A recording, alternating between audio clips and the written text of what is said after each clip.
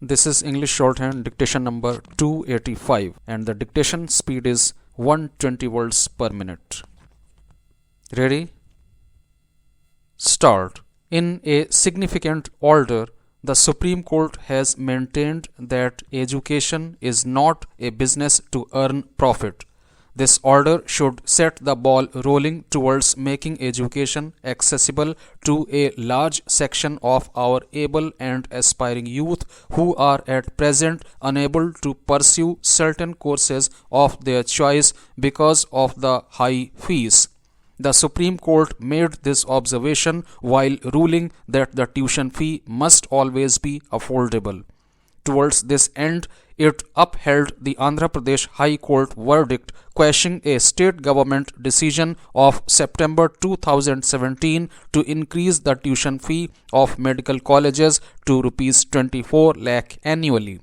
This fee is 7 times of that fixed earlier in 2011. The Supreme Court has termed this hike as unjustifiable and violative of the rules prescribed for the fixation or review of fees. The issue of fees charged by private medical colleges and their regulation by the authorities concerned has been a contentious one, as many such institutes have mushroomed in the country over the past few decades. Some of them are even without proper clearances or infrastructure. These colleges were being run by managements as businesses with the motive of profiteering. This became clear when they resorted to the practice of paid seats and capitation fees, ignoring the merit of candidates. It naturally caused much unrest not only among the meritorious poorer aspirants but also the society, as people harbored doubts over the quality of doctors emerging from these institutes and the education imparted to them. The affected parties have regularly sought the intervention of the authorities concerned, including the central and state governments and courts, for relief. But a solution acceptable to all stakeholders has remained elusive. When Medical Council of India was abolished in September 2020 and replaced by a new regulatory authority called the National Medical Commission, it was touted as a historic reform for the medical education framework, as it promised to steer it towards a transparent, qualitative and accountable system. But the ground situation is still plagued by controversies, right from the admission process to fee structure. The Supreme Court ruling provides a direction to the remedial steps needed.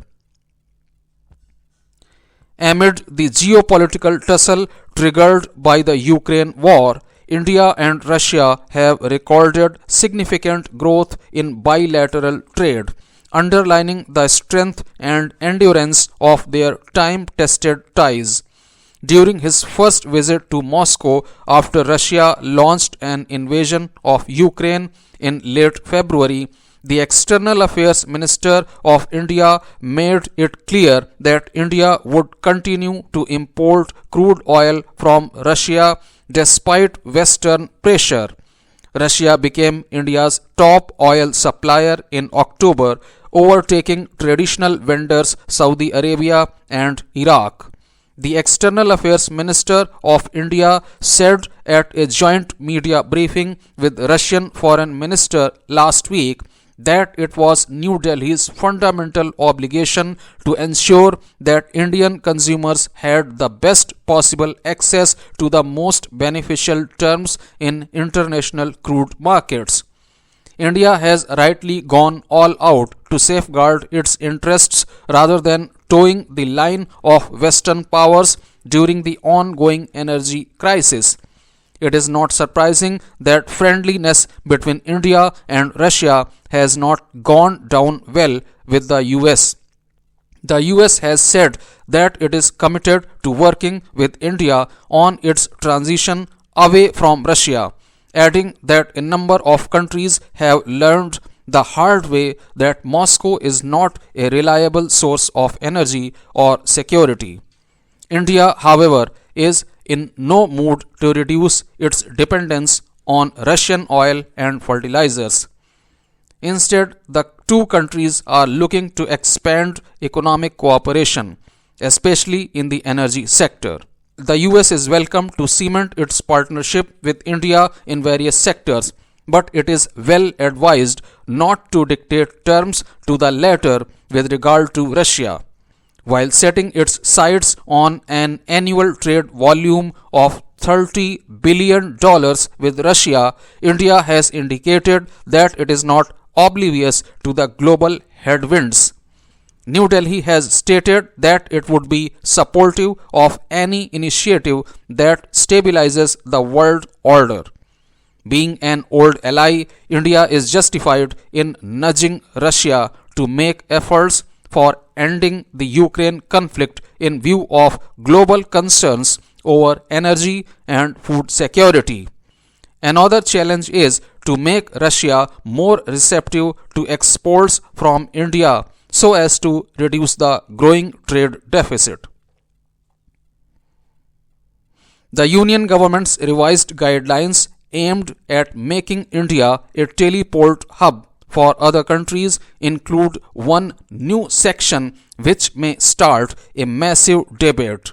The new section says that TV channels must devote at least 30 minutes every day to content designed to promote public service and national interest.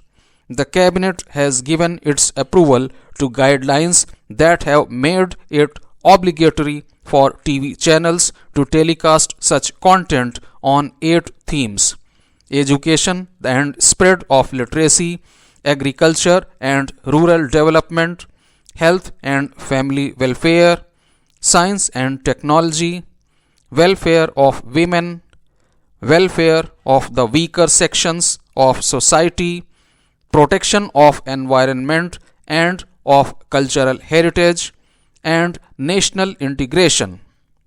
According to the policy document, airwaves or frequencies are public property and need to be used in the best interest of the society.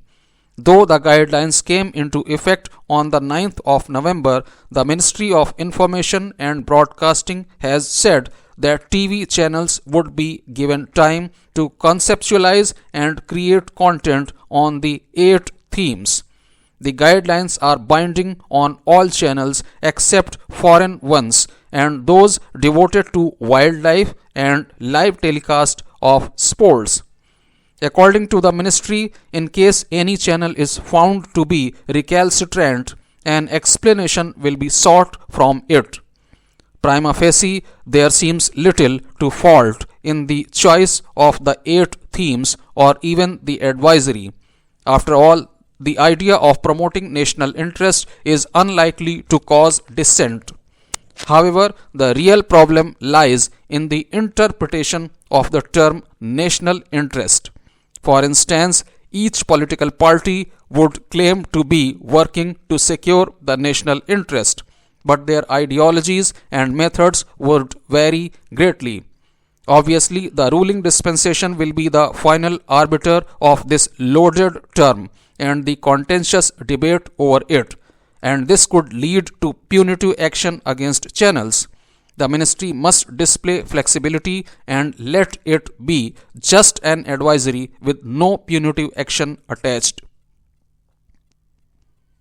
The Supreme Court has expressed its displeasure over the centre withholding the names recommended by the Supreme Court Collegium for appointment as judges in the higher judiciary. The Supreme Court observed that it had become some sort of a device to force the persons whose names had been recommended to withdraw their consent for judgeship. Notably, 11 cases cleared and reiterated by the Collegium are awaiting appointment. Some of them were cleared more than a year ago. One of them has taken back his assent for the post. As a result, the system has lost the opportunity of having eminent persons on the bench.